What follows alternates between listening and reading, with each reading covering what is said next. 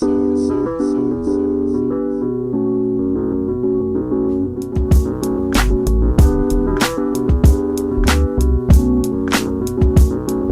continuación, la doctora María Alba Pastor Llaneza, de la Universidad Nacional Autónoma de México, dictará la ponencia Huellas de la censura en los primeros relatos de la conquista de México. Démosle la bienvenida con un fuerte aplauso.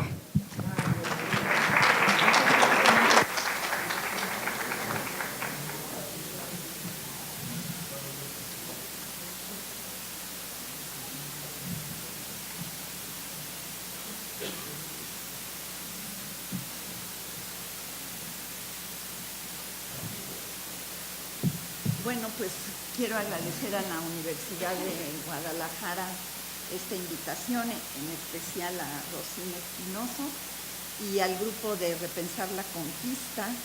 Quiero agradecerle también este espacio que desde hace algunos años disfruto y que voy a contar brevemente la razón por la cual la censura está muy presente en mi incorporación al grupo.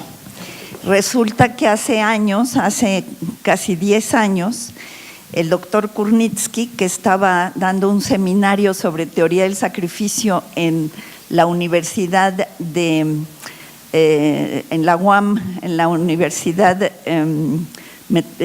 Autónoma Metropolitana de Iztapalapa, lo invitaron a dar una conferencia magistral y esa conferencia la tituló Extravíos de la antropología mexicana. En cuanto vieron el título, se organizó ahí una especie de componenda para de alguna manera pues que eso no nos tuviera mucha publicidad. Y al final de la conferencia, pues los seguidores, sobre todo de León Portilla, se le echaron encima, pero hubo alguien que salvó la situación y ese fue el doctor Guy Rosat. Había llegado desde Jalapa a la UAM pensando que el título pues convenía muy bien con sus trabajos anteriores. Y entonces dijo, no, pues yo veo que lo que dice Kurnitsky tiene lógica. Esa ponencia se publicó en Cuicuilco, en la revista Cuicuilco, no sin antes un intento de censura. Lo trataron de sacar, pero no se pudo. Se impuso el editor. Y después una editora privada, pues dada un poco el escandalito, le pidió a Kurnitsky que escribiera un libro y se convirtió en un libro que es Extravíos de la antropología mexicana. Entonces la censura en ese caso fue muy positiva, ¿no? O sea, a veces la censura, como en el caso de Luis Buñuel, es muy positiva porque le da la vuelta y entonces… Pero lamentablemente en el caso de la conquista de México, la censura lo que nos dejó fue la historia oficial. Es lo que yo vengo a plantear hoy aquí. Y nos dejó la historia oficial, quiero decir, una historia oficial que se empieza a componer, a armar en el siglo XVII, a principios del XVII, que cuaja, que se ha ido afinando, que se ha ido modificando, pero que en esencia sigue siendo lo mismo. El relato de la conquista que nosotros recibimos hoy es el mismo que narró Cortés, con adendas, sin adendas, con más retórica, con menos retórica, pero es el mismo.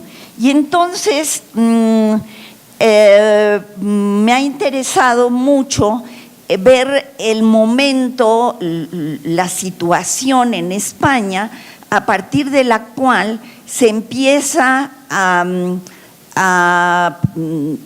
pensar en la elaboración de una historia oficial de la conquista. y encuentro en un edicto de Carlos V de 1521 el posible origen de esto.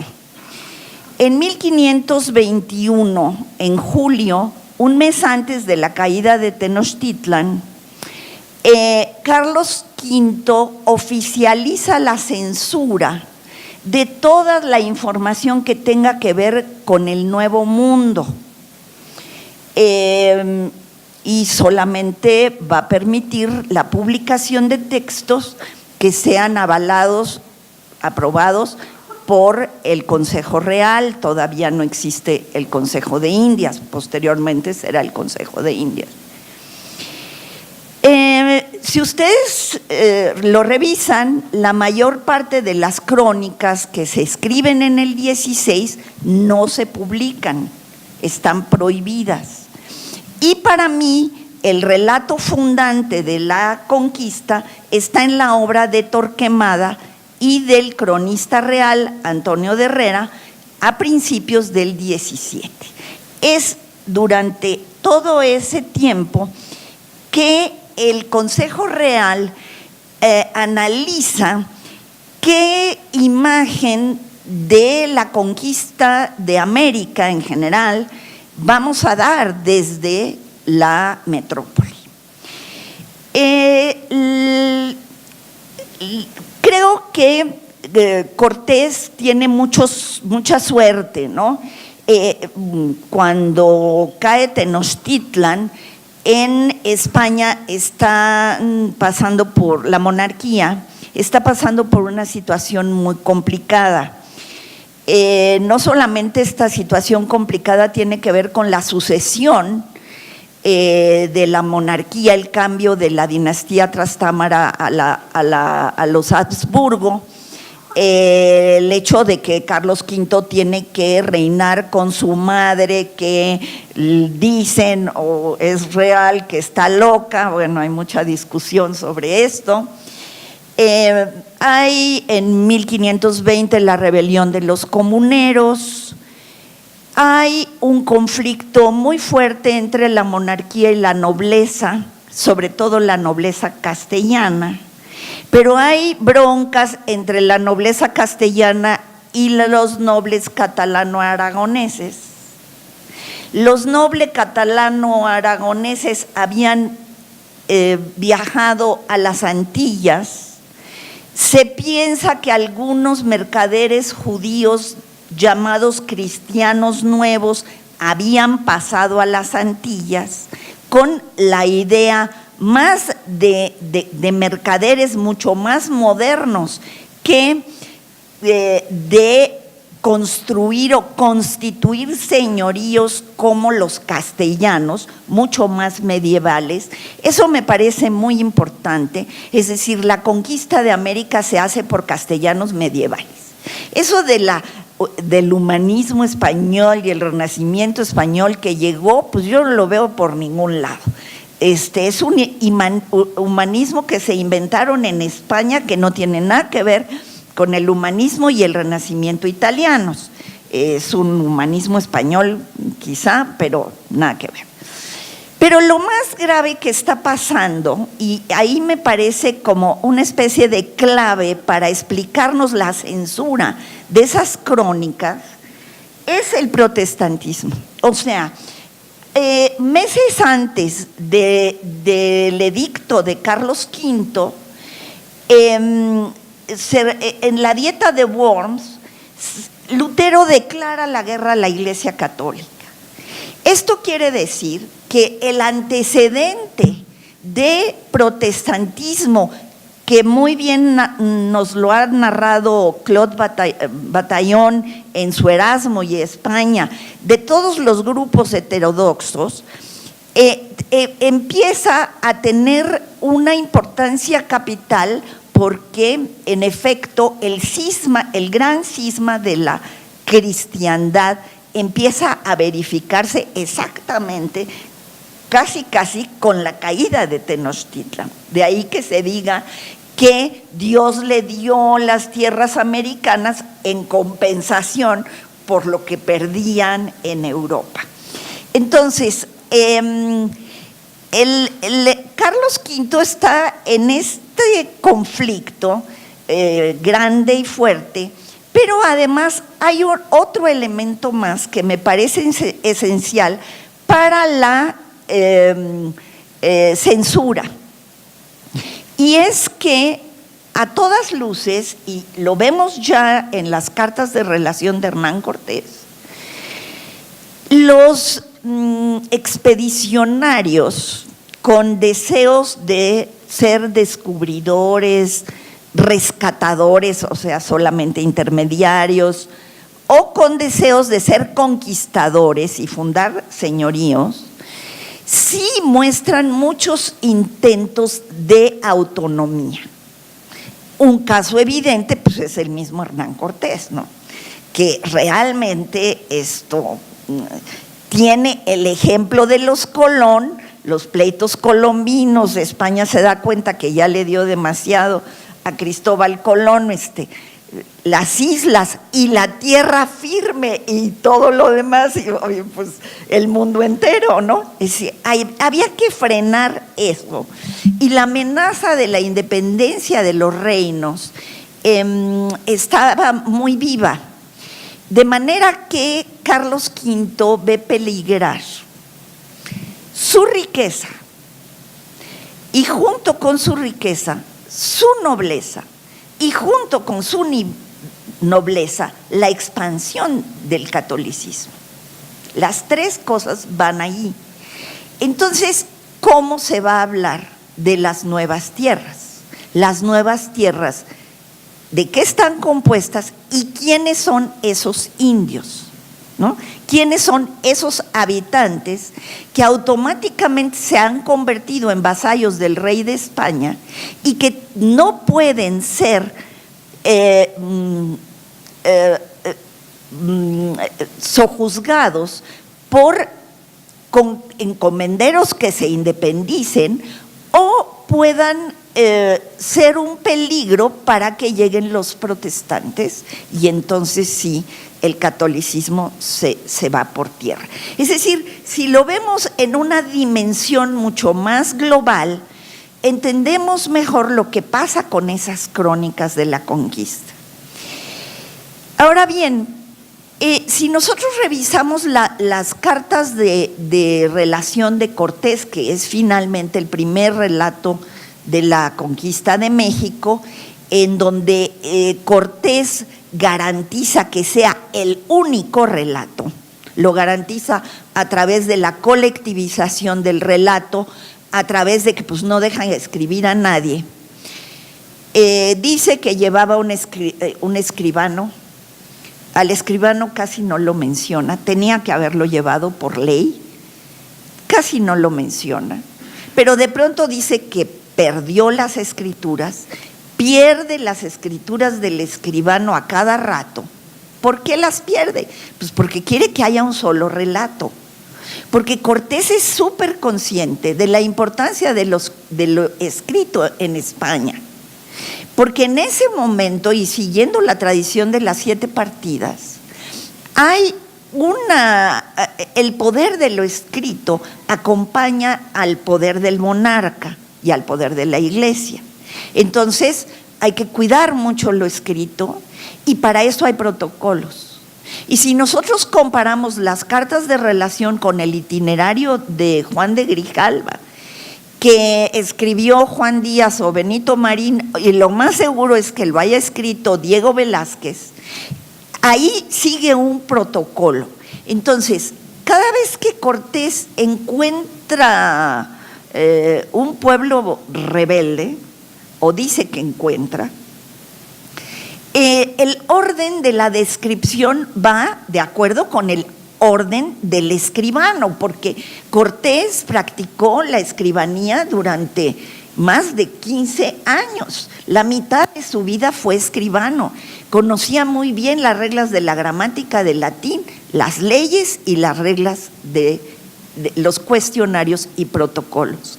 Y si ustedes lo ven, describe las tierras, el clima, describe las ciudades, las calles bien trazadas, las casas de cal y canto, y después tiene que dar cuenta de la cualidad, ley o secta de los habitantes. Ahí se va a hacer bolas. Bueno, y tiene que describir pues la flora, la fauna y por supuesto los metales. En las cartas de Cortés, que se prohíben en 1527, es decir, unos pocos años después del edicto, y de ahí en adelante se van a prohibir todos, en las cartas de relación hay muchas inconsistencias. Velázquez, los velasquistas dicen Cortés se robaba el quinto real. A ver, se lo robaban todos, ¿no? El huachicoleo con el quinto real era el principio de la corrupción americana. Se lo robaban todos y de eso sabía muy bien Carlos V. O sea, Carlos V sabía que había mucho desorden en el proceso de descubrimiento y conquista. Y obviamente no quería eso, o sea, le quitan el quinto real, ¿no? Cortés pierde el quinto real, pierde los tesoros, habla de que consigue mucho oro, que luego pierde, que quién sabe dónde está. Todo el asunto del oro para mí es una de mis intrigas que no me deja dormir, porque ha hecho la cuenta y digo, no puede ser tantos kilos de oro. Había oro en los ríos, ciertamente. Llegaba, les pedía oro y en una semana los indios le traían una cantidad de oro que yo no la creo muy verosímil, cuando en realidad las minas de oro en México se descubren en el norte posteriormente y pues para trabajarlas se necesita mucho tiempo. Entonces, ¿cómo es que tan rápido le dieron tanta cantidad de oro? Pero bueno, hay una serie de inconsistencias. Creo que la mayor inconsistencia está en su descripción de los indios, y que la prohibición de las crónicas va a ser ese es el núcleo duro de la prohibición. ¿Por qué? Porque en las cartas de relación nosotros tenemos unos indios tan heterogéneos que al mismo tiempo son homogéneos, que es una confusión total, ¿no? Cuando se someten son súper civilizados, sus calles son ordenadas, tienen policía, leyes, todo es maravilloso para Cortés. Cuando no se someten son bárbaros, ¿no? Que sacrifican, que en cuanto sacrifican se comen los brazos, las piernas, en actos de canibalismo que tendrían más que ver como con un hambre que no parece ser propio de estos soldados, o que se los comían como manjares. Es decir, no tiene nada que ver, sus descripciones sobre el sacrificio no tienen nada que ver con el sacrificio que conocemos en cualquier parte del mundo, que sigue un ritual religioso muy complicado, y que para sacrificar un ser humano hay un rito anterior y posterior, y que no es nada de que dame la pierna más gorda, no. La más blanquita, ¿no? La más güerita, la de Pedro de Alvarado, ¿no? Que era. Bueno, entonces no corresponde. Había que construir un indio. Guy Rosat le ha llamado ese indio imaginario, ese indio de papel. Había que construir un indio en España, un indio que fuera el indio que trascendiera a la historia oficial. Ahora, esto no debe sonar para nada a hoy qué exótico, no. Las crónicas reales se escribían desde el siglo XIII, por lo menos, y seguían protocolos. Y el protocolo era describir quiénes eran los enemigos, cómo, cuántos, cómo estaban destinados. Y el cronista tenía que hacerse de los partes de guerra en ese sentido, ¿sí? Las crónicas reales son hechas bajo esquemas y obviamente bajo la retórica panegírica que implica que siempre los reyes españoles son héroes, son. Es decir, Cortés y escriben así, ¿no? Por ese lado no hay nada que tacharle. Es en la descripción de los indios donde está el problema. Y para otro momento, les cuento una historia paralela, que es la historia del programa Cisneros Las Casas. Cisneros tenía un programa para las Indias de organización de los pueblos indígenas, 300 indios en cada aldea con un sacristán, con la administración de un español, pero los indios conservando sus tierras, poco el ejido colectivo, el proyecto franciscano de Cisneros como franciscano reformado, que se liga al proyecto del dominico Las Casas, dominico reformado, que va a contribuir extensamente, esto ya está comprobado, a la escuela de Salamanca, a la idea del indio de Francisco de Vitoria y de Soto, y que va a ser la que va a contribuir a la confección de la historia oficial que nos darán Torquemada por el lado religioso, por el lado religioso y civil, y Herrera por el lado religioso y civil, uno como cronista franciscano y otro como cronista real, para que de ahí en adelante la repitamos. Y hoy estamos 500 años después, la seguimos repitiendo, y creo que eso es bastante escandaloso para un país que pues está saliendo todos los días del tercer mundo, ¿no? Pero bueno, ahí queda.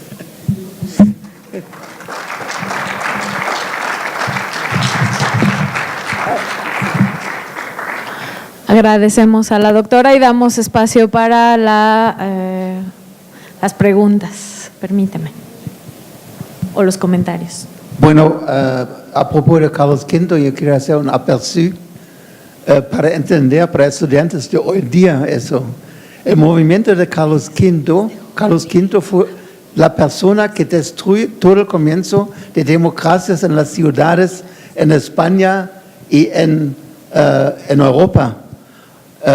En España la autonomía de las ciudades, por eso en el medieval dicen el aire de la ciudad hace libre, la autonomía de las ciudades aplastó, fueron gremios democráticos que están prohibidos, y por eso la separación de los Países Bajos también del reino de España es una modernización, digamos, una primitiva, si quiere, una democracia que se constituye en las ciudades. Eso siempre llega a las ciudades, nunca del campo. Del campo siempre llega la reacción. También cuando del campo llega una rebelión, o digamos como la guerrilla, también es una forma autoritaria. Sabemos, es el comandante y todo eso. La guerrilla no conoce ninguna democracia. La democracia tiene su nido en la ciudad. Y Carlos V aplastó esto, hizo un plan también para toda América Latina, cómo hay que construir las ciudades en estos cuadritos, ¿no? Era un orden para ¿no? En 50 años construyeron la mayoría de las ciudades de toda América Latina, que eran enormes. Entonces sí, es una forma reaccionaria como tenemos en el siglo XX. Los movimientos fascistas como los nazis alemanes, franquistas en España y toda esta derecha que tenemos hasta hoy día también, se puede poner en paralela con Carlos V. Carlos V es la forma de reacción, de aplastar toda la forma de liberación de democracia en Europa. Y para estudiantes entienden bien, yo creo que sí vale la pena hacer esta paralela al tiempo que vivimos hoy día, que hoy día también son una gente que busca el orden, ¿no? Que quiere otra vez el orden de distintos grupos políticos, ¿no? Tal vez esos llegan también de la izquierda, pero antidemocráticos. Eso es lo importante en ese sentido. La gente tiene miedo y busca un techo de protección, entonces un caudillo, un líder o algo así les protege y todo eso. Esta forma reaccionaria vivimos hoy en día en el mundo. Vemos la gente de Erdogan, del señor Trump y todo eso. El señor Trump también es un tipo autoritario como, bueno, en México tenía un presidente así también que pensó que se puede manejar Coca-Cola igualmente como un país como México. Pero este movimiento, digamos, de la incertidumbre, del miedo, y llega esta forma de protección que en este caso Carlos V hoy día, formas de derecha para ver estas paralelas, yo creo que se vale la pena.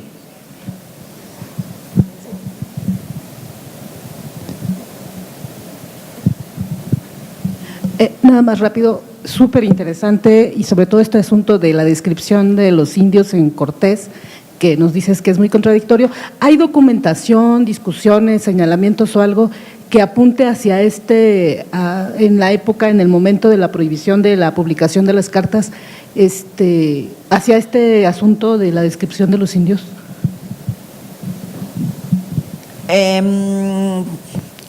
O sea, lo que hay es que se impone la visión de las casas de los indios.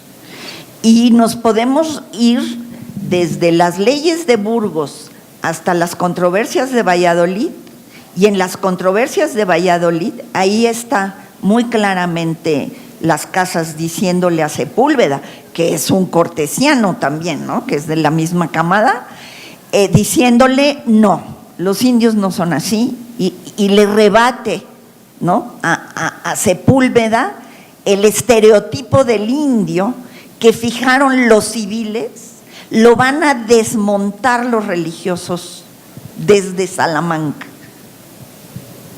Esa es mi hipótesis. Voy a tratar de seguir buscando documentos.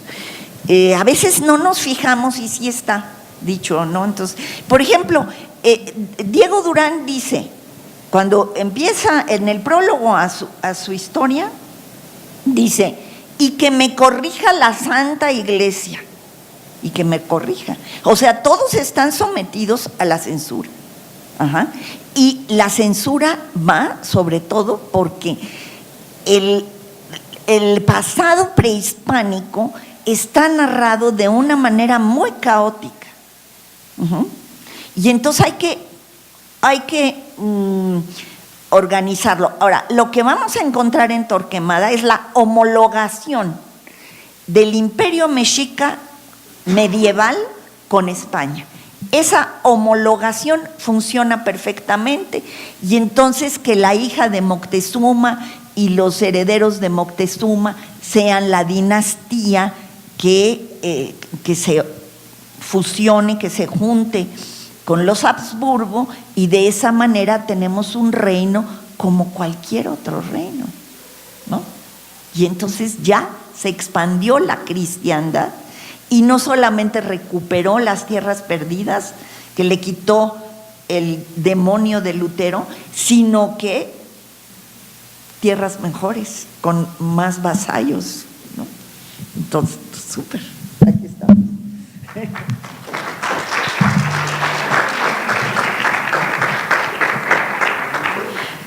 Voy a hacer entrega de su constancia, doctora. Sí, la constancia.